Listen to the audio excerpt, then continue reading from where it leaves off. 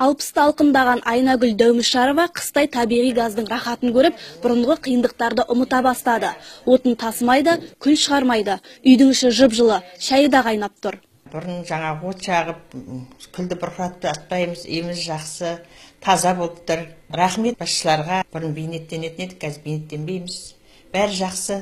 Қасқырбай Ақсақалдың сарайындағы былтырдан қалған көмір қоры сол күйі төртілместен тұр. Өйткені бұл отбасы да өркениеттің игілігіне қол жеткізген. Үй жылы, балдар қуанып жатыр. Көмір қалды бейіл. Көмір жаққан жоқпыз. Көмір және алған да жоқпыз бейіл. Бұрынғыдан қалған көмір тұр, жылу бар, су үйде.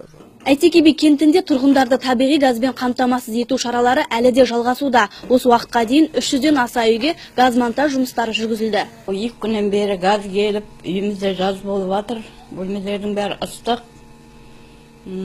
Тамақ пісіріліп жатыр. Үлкен қуаныштымыз.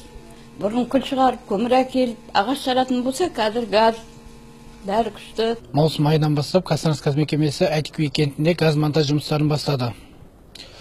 Осы уақытқа дейін 338 үйге газ монтаж жұмыстары жүргізіліп, оның 235 абонент көгілдір отынмен қамтамасыз етілді.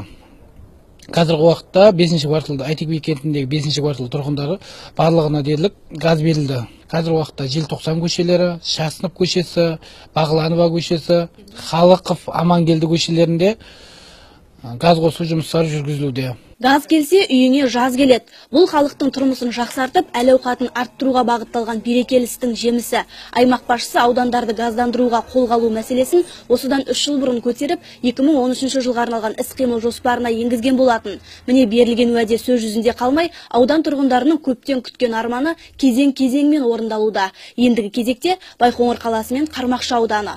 Гүлсім Нұрланқызы, Талғат Әлменов, Серік Қаражігітов, Қазақстан Қызылорда телеарнасы, Қазалы ауданынан.